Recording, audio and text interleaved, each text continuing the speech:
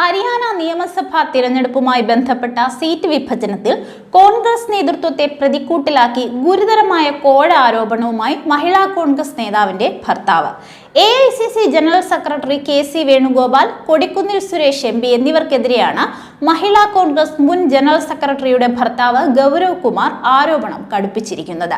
വേണുഗോപാലും കൊടിക്കുന്നിലും കോഴയായി വാങ്ങിയ പണം ലഭിച്ചില്ലെങ്കിൽ നാളെ ഉച്ചയ്ക്ക് 2 മണിക്ക് ഡൽഹിയിലെ രാഹുൽ ഗാന്ധിയുടെ വസതിക്ക് മുന്നിലെത്തി വിഷം കഴിച്ച് ആത്മഹത്യ ചെയ്യുമെന്ന് ഗൗരവ് കുമാർ പ്രഖ്യാപിച്ചു കഴിഞ്ഞു.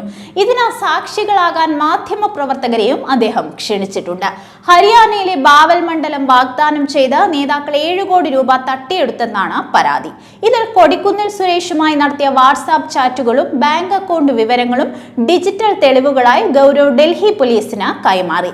15 ലക്ഷം രൂപ കൊടിക്കുന്നിൽ തിരികെ നൽകിയെന്നും ബാക്കി തുകയ്ക്കായി വധഭീഷണിയുണ്ടെന്നും അദ്ദേഹം ആരോപിക്കുന്നു. പണം അക്കൗണ്ടിൽ ലഭിച്ചില്ലെന്നും ആദ്യം നൽകിയ പണം ഒരു അക്കൗണ്ടിൽ ലഭിച്ചെന്നും വിശദമാക്കുന്ന കൊടിക്കുന്നിലിന്റെ വാട്സാപ്പ് ചാറ്റുകളാണ് പുറത്തു വന്നത്. കഴിഞ്ഞ ദിവസം നൽകിയ അക്കൗണ്ട് നമ്പറിൽ പണം എത്തിയിട്ടില്ലെന്നും കൊടിക്കുന്നിലിന്റെ മെസ്സേജ് ഉണ്ട്. KC വേണുഗോപാൽ തന്റെ PA വഴി വിവിധ അക്കൗണ്ടുകളിലൂടെ പണം കൈപ്പറ്റിയെന്നും ഡൽഹിയിലെ വസതിയിൽ വെച്ച് നേരിട്ട് 75 ലക്ഷം രൂപ നൽകിയെന്നുമാണ് പരാതിയിലുള്ളത്. പ്രിയങ്ക ഗാന്ധിയുടെ ഓഫീസും ഈ ഇടപാടുകളിൽ പ്രതിക്കൂട്ടിലാണ്. സ്വന്തം പാർട്ടിയുടെ ഉന്നത നേതാക്കൾക്കെതിരെ തെളിവുകൾ സഹിതം പരാതി ഉയർന്നിട്ടും അന്വേഷണത്തിന് തയ്യാറാകാത്ത കോൺഗ്രസ് നേതൃത്വത്തിന്റെ നിലപാട് അഴിമതിക്ക് കൂട്ടുനിൽക്കുന്നതാണെന്ന ആക്ഷേപം ശക്തമാകുകയാണ്. നാളത്തെ ആത്മഹത്യാ ഭീഷണി ഡൽഹി പോലീസിനെയും കോൺഗ്രസ് ക്യാമ്പിനെയും ഒരുപോലെ ആശങ്കയിലാഴ്ത്തുന്നു.